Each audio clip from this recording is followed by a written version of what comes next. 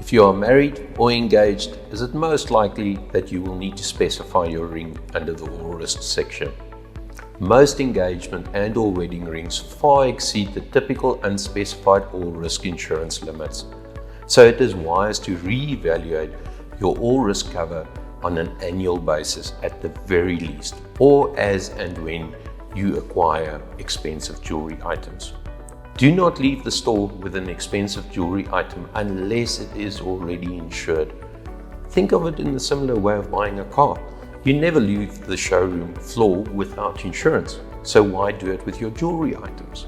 Most insurance companies do cover your jewelry items in your home under the home contents insurance, but make sure that you understand the specific conditions and or maximum limits that apply. Some insurance companies might limit the amount of jewelry cover under the home contents, whilst others might ask you to specify an amount. In some instances, might the insurer also require items exceeding a specific limit to be kept in a locked safe if not worn. So if you value your jewelry, then it is definitely worth the time in familiarizing yourself with the cover, terms and conditions applicable. Also, a very important point is, depending on the type of policy you have, would your insured events be limited to specific perils? For example, accidental damage is not a standard peril in all homeowners' contents insurance. So you might find a particular loss is not covered under this section. Specifying your jewelry items not only allows for a wider scope of cover, which ensures the item is covered worldwide and generally includes any loss and or damage. The added benefit is, should a loss occur, is it most likely that the excess is lower, not to mention that the claim is not registered under the contents section. Too many small claims under the homeowner's contents can easily lead to a risk becoming undesirable. The replacement cost of your jewelry is very much like anything else in life. If you go to 5 different jewelry stores, are you bound to get 5 different prices? This is simply because different shops have different markups, operational costs, and suppliers, which all impacts price. The common misperception is that the retail cost and insured appraisal value is the same thing. We have all noticed, when buying an expensive item, do you normally get a valuation certificate far exceeding the purchase price? So why does it differ? The appraisal value normally includes an additional percentage for escalations. Remember, precious metals and exchange rates is constantly changing, so it is safe to assume your jewelry item's value is hardly ever the same.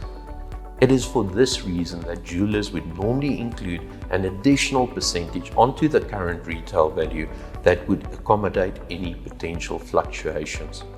It is for this reason that you are always advised to insure the item at appraisal value as opposed to the current retail value.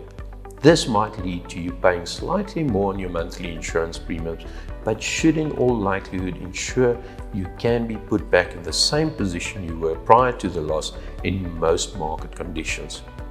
If you elect insuring it at retail price, are you most welcome in doing so, but just realize the risk of potentially under-insuring the item. Appraisals or valuations, as they are generally referred to, should be done at least every 2 years to ensure you have an accurate estimate. Always ensure that you obtain such appraisals from a reputable jeweler. The jeweler should be able to give you a detailed invoice for the cost of appraisal along with a valuation certificate.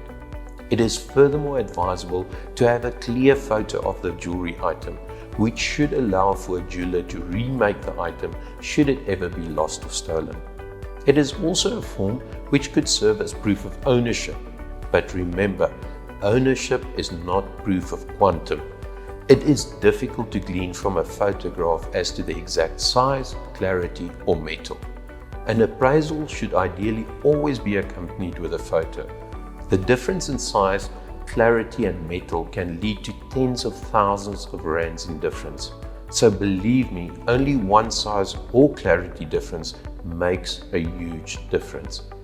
If you really want to ensure a smooth claims process, always send your insurer a photo, proof of purchase, and an evaluation certificate when adding items onto cover. That way, they have the proof of purchase, ownership, and quantum on hand in the case of a claim arising.